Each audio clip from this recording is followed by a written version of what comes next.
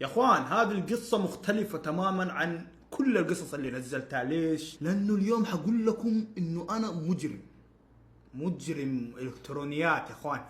يعني انا في ايام ما كنت من اخطر 10 مجرمين، مجرم جيمز من جد. الهكر ايش؟ جريمة معلوماتية. فانا كنت هكر، يعني مجرم زي بابلو اسكوبار. انا ايش بامي قاعد افتخر في الشيء هذا. الزبده يا اخوان، قبل لا نخش على المقطع بقول لكم انه انا نزلت القصه هذه اكثر من 3 مرات. نعم، المره الاولى نزلتها وانا عندي 50,000 وحذفتها من ثاني يوم، لانه فعليا كنت اعلمكم الهكر. كنت اقول لكم هذا الدي ان اس وهذا الاي بي.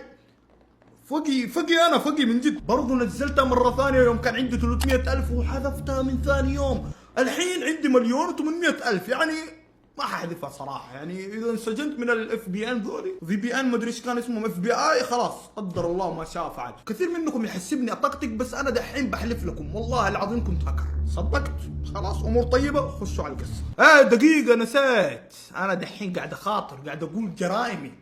فحط لي لايك. ما ادري انا ممكن تاب اف بي اي فيرحم جدك حط لايك. الصراحه اذا ما شفت القصه هذه فيها لايكات كثيره بحلف القصه.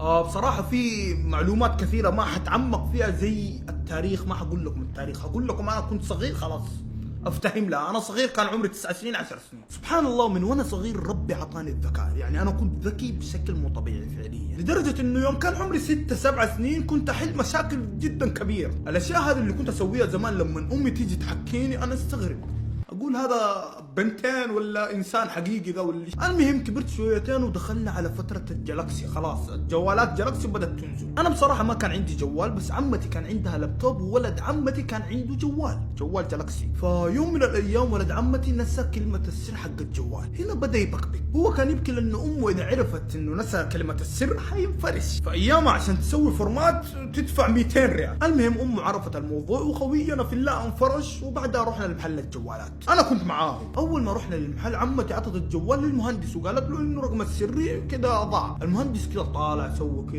كذا 150 ريال. مسكينه عمتي عاد وجهها كذا تغير وقالت له خلاص سوي عاد ايش نسوي. رجع المهندس طالع بالجوال سوى كذا قال يبغى لي 30 40 دقيقة وبعدها ارجع. هنا عمتي قالت خلاص بخلي عندك العيال وانا بروح الفلف في السوق وارجع لك. وفعلا عمتي مشت وسابتنا في محل الجوالات. هنا يا اخوان انا بديت اركز معاه بكل خطوة يسويها. اتذكر بالضبط مسك الجوال كذا ضغط على الاي سي، بعدها على الطويل، وبعدها ضغط على اللي كان هنا. كنت اطالع وبعدها كان يحرك من زر رفع الصوت وتنزيل الصوت. ما ادري طبيعي جدا المهندسين ما يعلموك شيء، بس انا كان يحسبني فنطل. فمن كيف كذا واحد صغير هذا كيف يتعلم؟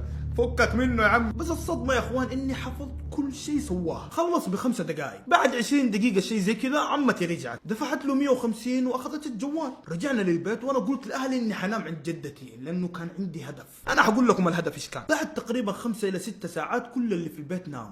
انا هنا اتجهت لجوال ولد عمي وشلته. بديت اطبق كل الاشياء اللي سواها المهندس. والصدمه يا اخوان انه ضبطت معايا. خلصت مدح وتصفيق لنفسي، اطالع في الجوال كل شيء محذوف.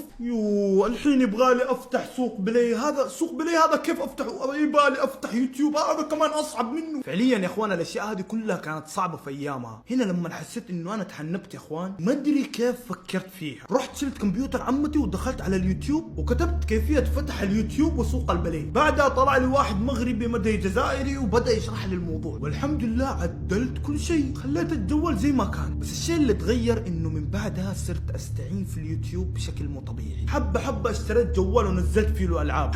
حبة ادمنت الالعاب. حبة هكرت الالعاب.